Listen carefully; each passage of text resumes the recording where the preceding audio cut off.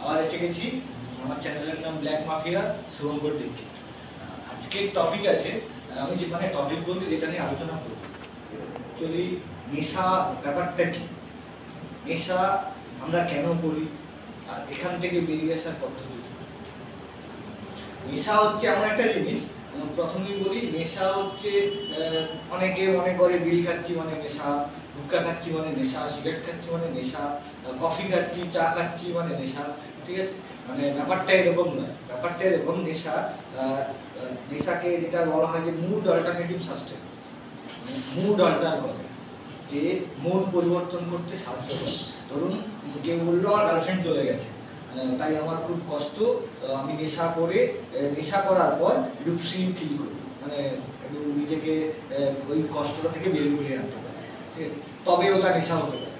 কিন্তু কেউ বিড়ি খেলে ফ্রি হতে পারে না, কেউ বিড়ি গুটখা খেলে ফ্রি হতে পারে না, কেউ সিগারেট খেলে ফ্রি হতে পারে না। তাই ওগুলো নেশার মধ্যে আসে না। নেশার মধ্যে আসতে পারে কারো চয়েস অফ কেমিক্যাল থাকতে পারে মদ, কারো গাঁজা, কারো ট্যাবলেট, কারো ডেনড্রাইট, কারো ড্রাগস, বিভিন্ন ধরনের নেশা থাকলেও থাকতে পারে। তাই নেশাটা কিন্তু সমস্ত জিনিস নেশা নয়। যেমন আপনি বলতে পারেন যে আগের ভিডিওতে আমরা দেখলাম যে আপনি বললেন যে বই পড়াও নেশা হতে পারে। হ্যাঁ, হতে পারে। আমি বই পড়ার জন্য আমি কি আমার বাস্তবের প্রায়োরিটিগুলো মিস করছি? আমার যে বাস্তব, আমার যে রিয়েলিটি, সেখানকার প্রায়োরিটিগুলোকে মিস করছি, বা আমার প্রাথমিক কাজগুলোকে আমি বাদ দিয়ে দিচ্ছি বই পড়ার জন্য? সেটা আপনাকে চয়েস করতে হবে। যদি দেখেন উত্তর হ্যাঁ, তবে পড়াটা কিন্তু আপনার কাছে নেশা। এটা কেন আসে, বা নেশা আমরা কেন করি? অ্যাকচুয়ালি আমরা নেশা করি নিজেদের মধ্যে রিল্যাক্সেশন আনার জন্য। সেটা ফিজিক্যাল পার্টেও হতে পারে, মেন্টাল পার্টেও হতে পারে। রিল্যাক্সেশন, নেশা করলে আমরা রিল্যাক্সেশন পাই। এখান থেকে বেরিয়ে আসার কারণ বা পদ্ধতি, আপনার একটাই আছে, যে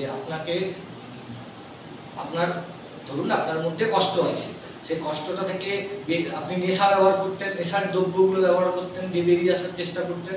কিন্তু নেশার দ্রব্য ব্যবহার না করে আপনাকে কিন্তু একটা জিনিস করতে হতে পারে, আপনার ওই জায়গা থেকে মাইন্ড ডাইভার্ট করতে হবে, আপনার মানসিকতাগুলো সরিয়ে নিতে হবে। ধরুন আপনার নেশা করার ইচ্ছে হচ্ছে কারণ আপনার খারাপ লাগা আছে, ওই খারাপ লাগা থেকে বেরোনোর জন্য আপনার ভালো লাগা কোথায় আছে দেখুন। তাতে টিভি দেখা হতে পারে, মিউজিক শোনা হতে পারে, খেলা হতে পারে, আড্ডা মারা হতে পারে।